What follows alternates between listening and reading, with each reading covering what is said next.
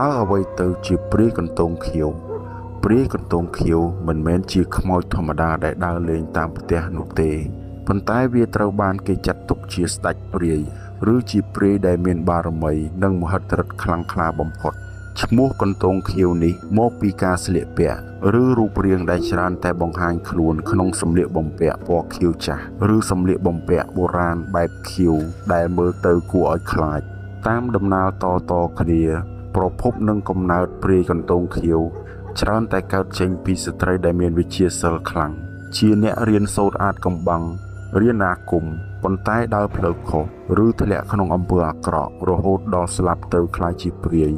ការចិញ្ចឹមរបស់គ្រូត្មុកឬគ្រូអាបខ្លាំងជឿថាការចិញ្ចឹមព្រាយកន្ទងខៀវគឺដើម្បីប្រើវាឲ្យទៅធ្វើបាបសត្រូវឬការពារខ្លួនព្រោះវាមានឫទ្ធិខ្លាំងជាងព្រាយដទៃរូបរាងនិងលក្ខណៈសម្គាល់របស់ព្រាយកន្ទងខៀវស្លៀកសំពត់ចងក្បិនពណ៌ខៀវអាវពណ៌ខៀវឬមានពន្លឺព័ទ្ធជុំវិញខ្លួនពណ៌ខៀវស្រងាត់មានមុខមាត់ស្អាតប្លែកខុសពីធម្មជាតិប៉ុន្តែភ្នែកឡើងក្រហមឬមានទឹកមុខមាំគួរឲ្យខ្លាចច្រើនតែមានក្លិនឆ្អាបឈាមខ្លាំងឬក្លិនស្អុយរលួយបើទោះបីជារូបរាងខាងក្រៅមើលទៅស្អាតក៏ដោយព្រាយប្រភេទនេះ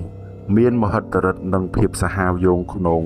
ខុសពីអាបឬធ្មប់ត្រង់ថាវាមានឥទ្ធិពលលើវិញ្ញាណផ្សេងទៀតវាអាចបញ្ជាព្រាយតូចតាចឲ្យទៅធ្វើបាបមនុស្សតាមបញ្ជារបស់វាអាចបន្លំខ្លួនជាមនុស្សស្រីស្អាតដើម្បីលបួងបរោះយកទៅធ្វើជាចំណីឬបឺតជញ្ជក់យកកម្លាំងធាតុបើកាលណាវាចូលក្នុងខ្លួនអ្នកណាហើយគ្រូខ្មែរធម្មតា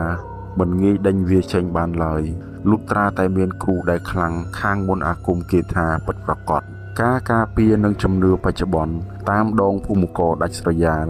គេតែងតែមានការប្រយ័ត្នប្រយែងខ្លាំងចំពោះព្រាយប្រភេទនេះការប្រើខ្សែចង្កេះឬយ័ន្តដើម្បីការពារកុំឲ្យព្រាយចូលមកជិតផ្ទះសម្បែងការសែនកន្ទោងពេលខ្លះគេរៀបកន្ទោងធ្វើពីស្លឹកចេកដាក់សំណែនដើម្បីសុំឲ្យវាកុំមកយាយីក្នុងវប្បធម៌ភាពយន្តខ្មែរព្រាយកន្ទោងខៀវតែងតែត្រូវបានយកមកធ្វើជាតួអង្គបិសាចដ៏ធំដែលពិបាកបង្ក្រាបជាងគេបំផុត